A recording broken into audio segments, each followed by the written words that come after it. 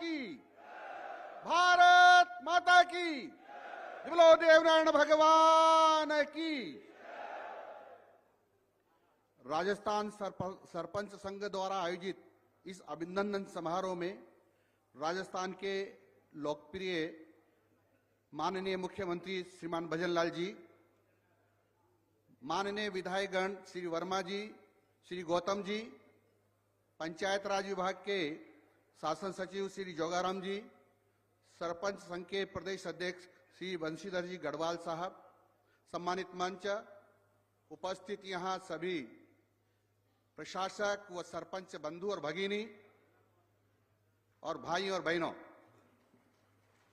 मैं आज आप सबको देवनारायण भगवान की जो जयंती है उसकी शुभकामनाएं देता हूं और भगवान से प्रार्थना करता हूं कि आप जब दूसरी बार चुनाव हो तब भी आप सरपंच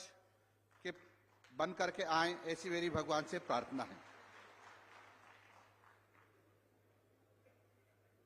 मैं आपको इसलिए भी बधाई देना चाहता हूं कि आपका कार्यकाल पूरा होने के बाद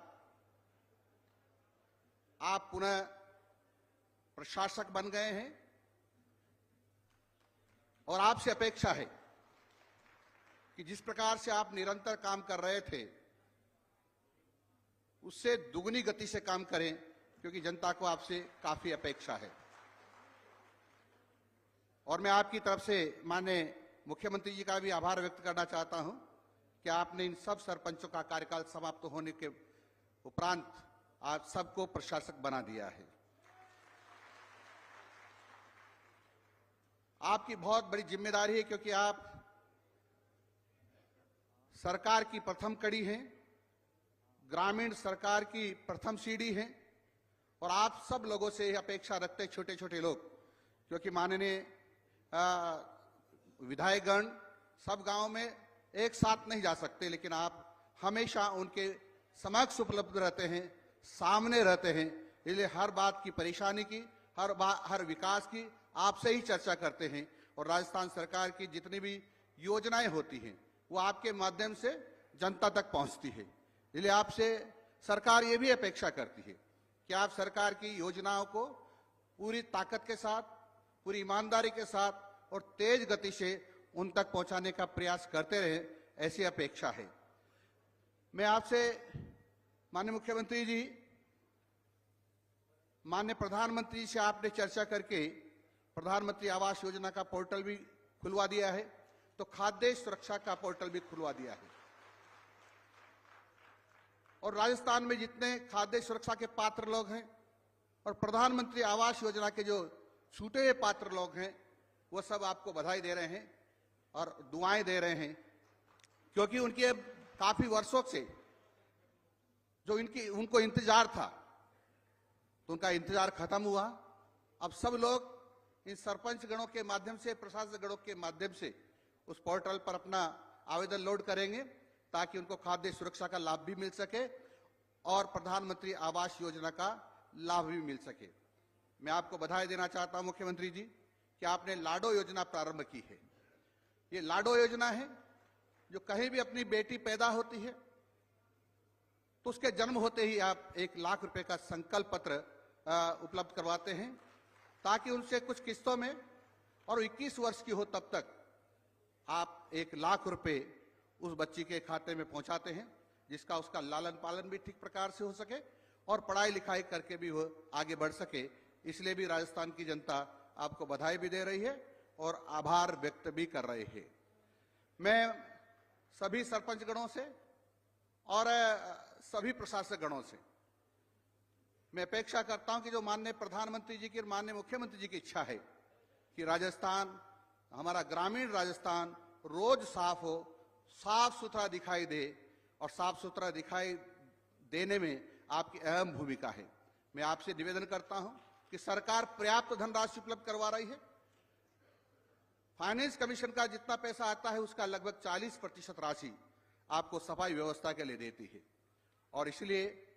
आपको जो कठिनाइयां थी पहले, और वो कठिनाई ये थी कि आपकी बीएसआर रेट तय नहीं थी, लेकिन मैं माननीय मुख्यमंत्री जी के नेतृत्व में हम लोगों ने बीएसआर रेट तय कर दी है और हिंदुस्तान का पहला प्रदेश बन गया राजस्थान जिसमें बीएसआर रेट तय हो गई है। अब आपको किसी प्रकार की दिक्कत नहीं है, आप निसंकोच सफाई करा सकते हैं, आपको किसी प्रकार का उसमें परेशानी का सामना नहीं करना पड़ेगा। मैं आप सब लोगों से निवेदन करना चाहता हूं कि सफाई और पॉलीथीन से हमने दूरी बना ली और गंदगी और पॉलीथीन से दूरी बना ली, तो मैं आपको आश्वस्त कर सकता हूं कि हम राजस्थान की बहुत बड़ी सेवा करेंगे कि पॉलीथीन के कारण और गंदगी के कारण राजस्थान में लगभग 7.5 लाख लोग हर साल दम तोड़ते हैं। मित्रों, यह आंकड़ा कोई मेरा नहीं है,